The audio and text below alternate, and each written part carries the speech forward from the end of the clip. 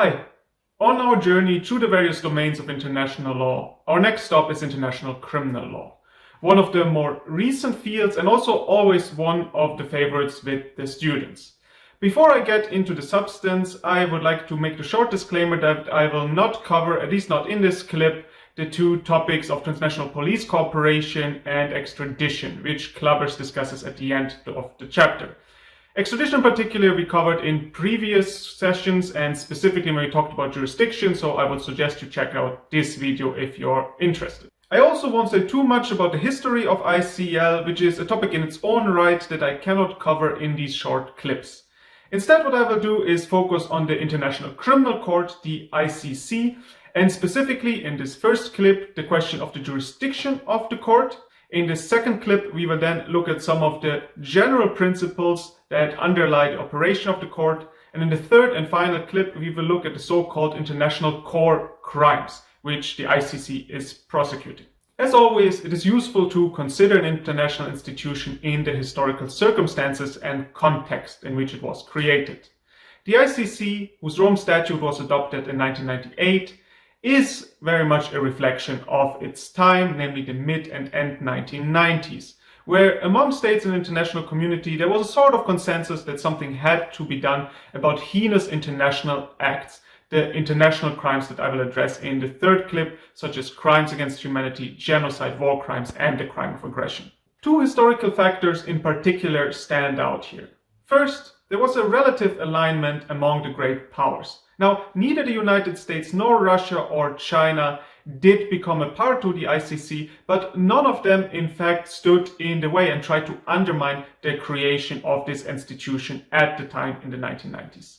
Second, and I've already discussed this in previous clips, this moment was also one in which there were very bloody, very violent civil wars, such as the Balkan Wars, but also the genocide in Rwanda, which really underlined the need for an institution that would deal with such heinous international crimes. If all of this were negotiated today, in 2024, well, I believe there would be little to no chance that something like the ICC, as we know it today, would be created. Keep this in mind as we move forward with the discussion on the legal and political challenges that the court is facing, because once again, they can be explained by the historical and in this case, contemporary factors.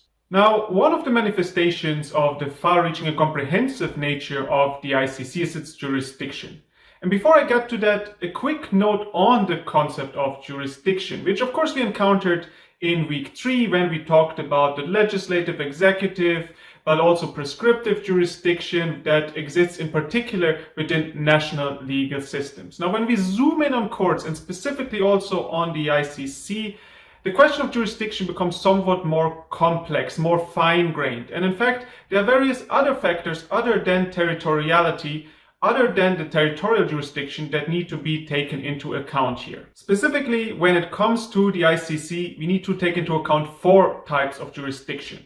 The first one is the territorial jurisdiction, the second one is subject matter jurisdiction, then also the temporal jurisdiction, and finally the personal jurisdiction of the court. And I want to go through them one by one because each of these factors needs to be fulfilled for a case to be taken up by the ICC. The first jurisdictional requirement will be the one that is most familiar to us, because that is territorial jurisdiction, or in Latin terms, jurisdiction ratione loci. The ICC counts 124 state parties, the most recent one being Armenia, for which the ICC Rome Statute entered into force on 1st of February 2024. And for all these state parties, the ICC in principle has territorial jurisdiction as long as it also concerns some of the crimes that are within its jurisdiction and the temporal jurisdiction is met as well. So which are the states that are actually a party to the Rome Statute and the ICC? Well, let's have a look at the map and you will see here a number of factors that will not actually surprise you. The first one being, of course, that the United States is not actually a state party. Actually, at the end of the 1990s, the Clinton administration did sign the Rome Statute with the intention to eventually become a part of the ICC. However, the Bush administration, pretty much upon coming into office in 2000, brought this to a halt, and since then, nothing has changed in this regard.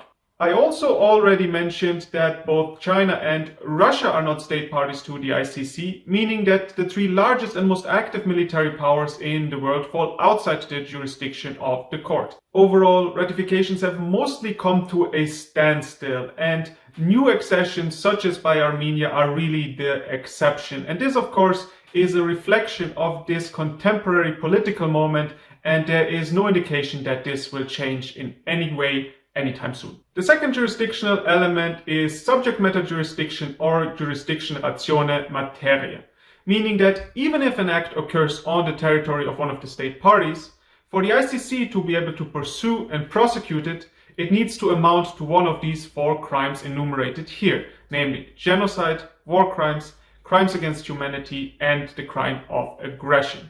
I'll discuss them in much greater detail in the third clip, but what I would like to mention here is that all four of them have a relatively high threshold of proof, of evidence, meaning that the subject matter jurisdiction of the ICC is relatively circumscribed, relatively narrow, applying to only very few cases, and this of course is one incentive that exists for state parties to join the ICC. Third, there's temporal jurisdiction, or jurisdiction ratione temporis, meaning that only crimes that were committed after the 1st of July 2002 can be covered by the ICC, can be prosecuted and tried in the court. And when the court started its operation in the mid-2000s, that of course was a very important factor, because effectively there were only a few years covered by this temporal jurisdiction. And now that we move further and further away from this critical date of the 1st of July 2002, this becomes less and less of an issue, because by default, more and more crimes are being committed after this critical date. Now, one thing to remember is that, of course, if a state joins the ICC afterwards, if accession is at a later date, then it is the moment of the entry into force of the treaty in that particular state that counts as the marker of temporal jurisdiction. Last but not least, we have jurisdiction ratione personae, or personal jurisdiction, which once again concerns the 124 state parties whose nationals are in principle covered by the jurisdiction of the court and who can be prosecuted by the ICC even if the acts have not been committed on the territory of one of the state parties. So this is important in the sense that the personal jurisdiction and the territorial jurisdiction here are alternative or complementary, meaning that it is either the one or the other that needs to be applicable for the ICC to have jurisdiction in that case. And in that sense, of course, there is some reflection or some mirroring of the principles of jurisdiction that we saw when we looked at national legal systems. I'd like to end this video on the jurisdiction of the ICC with a brief reminder concerning functional immunities. Functional immunities do not apply before the ICC, meaning that heads of government, heads of state, foreign ministers can all be prosecuted by the court even if they are still in office. And that, of course, is different in domestic courts where such prosecutions are not possible. There have been examples of such cases in the past. The most notable one is probably former Sudanese President al-Bashir, for whom there was a pending arrest warrant issued by the ICC for many years while he was still in power. The non-applicability of functional immunities is one of the specific characteristics of the ICC, but there are several other such traits that deserve further attention and discussion, and I'll turn to these now in the second video.